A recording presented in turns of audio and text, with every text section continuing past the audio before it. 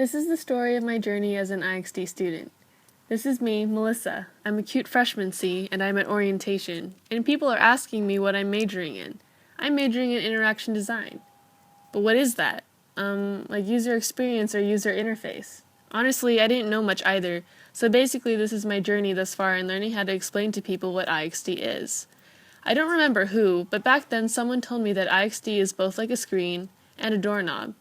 I thought this was brilliant. People didn't get the doorknob, but I didn't want people to think that screens was the only thing to interaction design. Another teacher was telling me about cups. He was explaining that we all have learned to pick up a cup the same way. There's a sense of right side up and upside down. The bottom is smaller and easier to hold, so we never assume that we should hold a cup with our hand trying to wrap around the top the same way. Same thing with a water bottle. The middle is slightly indented for hand holding, and the top says twist in small print. This worked off of what people already knew, so when I changed the doorknob to a cup, people understood a little bit better. I learned later that this was referring to two terms in IxD, affordance and signifier.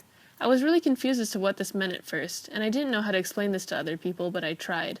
An affordance has to do with possible actions. What do people think that they can possibly do? It's about a relationship between the object and the person. Signifiers are about how people discover. How do people know what is possible? I tried to explain this to people, and they understood, but I could see that they weren't getting how cool interaction design was. So how could I explain IxD to them without using terms? In my intro class, the teacher had me read books and watch videos and struggle with how to define interaction design. I learned that understanding is a path, not a point. It's a relationship, and making things understandable does not mean simplifying it. So that's why a doorknob didn't work. It's like saying an acre is the size of a football field versus 6 million inches squared, and I don't know anyone who would get the inches thing. So I had to use something that people already knew. Screens were a thing, but I wanted to avoid making it just about screens. Perhaps a history lesson could help. My teacher showed me that the age of computers ushered in the creation of IxD. Because we had all these machines that could do all these cool things, engineers just started making them, but without realizing that the general public might be confused by what they saw on the screen.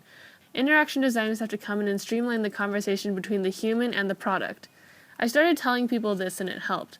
As I took more classes, I realized it had a lot to do with anthropology. How do people interact? Just because something looks pretty doesn't mean people understand it, and IxD is everywhere. Design is all around us.